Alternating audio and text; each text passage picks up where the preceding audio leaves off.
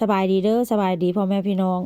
มาเด้อมาต้มปลาหมึกนำกันพี่น้องต้มปลาหมึกหรือว่าต้มนวดปลาหมึกมื้อนี้ได้ปลาหมึกมาเกือบ3กิโลพี่น้องเอ้ยค่อนข้างจะโตใหญ่แด่หน่อยนึงว่าซั่นซะมื้อนี้ก็จิมาต้มแล้วก็จิมาลวกแต่ว่าทางบ้านเฮานี่ก็ค่อนข้างจะต้มประมาณ10นาที15นาทีประมาณแบบว่ามันยังเหนียวอยู่หั่นน่ะพี่น้องแต่ว่าคนทางนี้บ่เด้อต้มมันจนเปื่อยๆแล้วก็จนนุ่มเขาเจ้าจังค่อยกินพี่น้องแล้ววิธีการต้มนี่ก็ ต้มน้ำให้มันร้อนๆเดือดๆแล้วเอาปลาหมึกเอานวดปลาหมึกค่ะนะพี่น้องไปจุ่มประมาณจัก3เทื่อแต่ว่าค่อยนี้ค่อนข้างจะ4เทื่อพุ่นล่ะเนาะจุ่มลงไปแล้วก็นับในใจประมาณ10วิหรือว่า15วิแล้วก็เอาขึ้นจุ่มประมาณ3เทื่อเด้อแต่ว่าค่อยนี้จุ่มประมาณ4พี่น้องเพราะว่าหยังหม้อค่อยมันค่อนข้างจะน้อยเพราะว่าตั้งแต่เปลี่ยนหน้าเตามาเนาะก็ยังบ่ทันได้ซื้อหม้อใหญ่ๆซื้ออยู่หม้อหั่นน่ะหม้อกลางหั่นน่ะพี่น้องเปลี่ยนหม้อใหม่หมดว่าเส้นซะ แต่ว่าลืมชื่อหม้อแบบว่าสูงๆแล้วก็ใหญ่กว่านี้ว่าเช่นจ้าพี่น้องก็เลยเป็นอันแบบว่า เอาไว้รอบหน้าเพราะว่าช่วงนี้ก็เฮ็ดกับข้าวกับน้ำในช่วง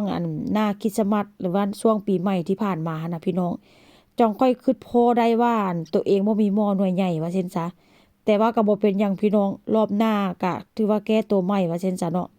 อันนี้ก็จะเป็นสไตล์ของคนที่แบบว่า เขาเจ้าต้มปลาหมึกพี่น้องอุ้ยเฮ็ดไปแล้วก็คาใจไปหม้อตัวเองมันน้อยหม้อตัวเองมันน้อยก็เว้าให้ผัวได้อันลืมซื้อหม้อลืมซื้อหม้อหน่วยใหญ่มาผัวก็เลยบอกว่าก็บ่คิดพอเนาะเพราะว่าถ้าหากว่าบ่มีเทศกาลนี่ก็คือสิบ่คิดพอว่าตัวเองบ่มีหม้อหน่วยใหญ่หันน่ะว่าซั่นจ้ะหลังจากนั้นค่อยก็สิมาเปลี่ยนหม้อพี่น้องมันคาใจหลายหม้อน้อยที่เปลี่ยนนี่ก็บ่ได้ใหญ่ส่ำใดดอกแต่ว่าก็มันก็กว้างเนาะ แล้วก็ปลาหมึกนี่ก็ต้มก็สิต้มไปจนเปื่อยพุ่นล่ะเนาะต้มจนแบบว่าเปลี่ยนสีว่าซั่นจ้ะแต่ถ้าคนบ้านเฮานี่ซับนี่ก็พอแล้วพี่น้องข้อยนี่บ่ค่อนข้างที่แบบว่ามักกินแบบว่าเปื่อยปานใดแต่ว่าเฮ็ดให้ลูกให้ผัวกินนี่ค่อนข้างจะพิถีพิถันหน่อยหนึงพี่น้องอันนี้ก็จะเป็นประมาณ20นาทีแล้วได้นี่ได้ที่ต้มไปนะหน้าตาสีสันมันก็ค่อนข้างจะเปลี่ยนว่าซั่นซะแล้วก็มื้อนี้ก็ซื้อมาก็ถือว่าโชคดีเนาะเพราะว่าหยัง ได้หนวดปลาหมึกค่อนข้างหลายบางตัวนี้ปลาหนวดมันก็ค่อนข้างจะน้อยว่าเช่นจ้าแต่ว่าเป็นนำมันตัวใหญ่เด็ดที่บอกพี่น้องแต่ว่าต้มไปต้มมาแล้วก็หน้าตาก็เหมือนเอเลี่ยนบอกพี่น้องบึ้งหนวดปลาหมึกตัวเองต้มไปต้มมาแล้วอู้ยมันคือเป็นจังซี่มันคือเป็นตะยานแท้อันนี้ต้มประมาณ35นาทีเกือบ40พี่น้องค่อนข้างจะเปื่อยแล้วก็กรอบว่าเช่นจ้าเพราะว่าสไตล์คนทางนี้ถ้าบ่เปื่อยบ่กรอบนี่เขาเจ้าก็บ่กินได้พี่น้อง แล้วก็ค่อยจิมาจัดจานเพราะว่าสไตล์ของคนทางนี้เนาะหั่นแล้วก็หั่นแล้วก็จัดจานหลังจากนั้นก็เอาบักพริกผงหั่นน่ะพี่น้องพริกผงหรือว่าพริกใหญ่หั่นน่ะที่แบบว่าเขาเจ้าบดแล้วหั่นน่ะพี่น้องเขาเจ้าจะกินสไตล์แบบนี้ได้ถ้าหากว่าบ้านเฮานี่โอ้บ่มีน้ำจิ้มซีฟู้ดนี่ก็คือสิบ่กินว่าเช่นซะแต่ว่าสไตล์เขาเจ้านี่เป็นแบบที่แบบว่า มันเป็นขึ้นชื่อของทางภาคใต้พุ่นล่ะพี่น้องเมนูอาหารนี่นะค่อยก็ลืมเมนูอาหารนี่แต่ว่าค่อยก็สิเขียนชื่อให้ดอกว่ามันเป็นเมนูอาหารหยังว่าเช่นซะ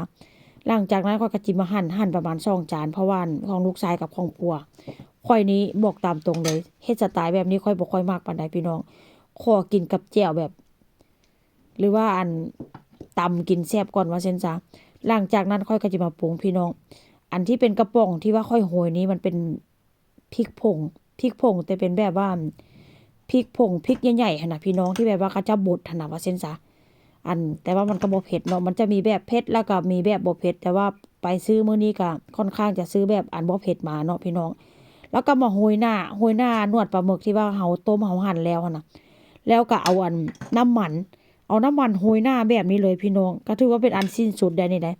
เป็นเมนูอาหารแบบค่อนข้างขึ้นชื่อว่าเส้นสาทางภาคใต้พุ่นแหละเนาะแล้วก็โรยเกลือโรยหน้าด้วยเ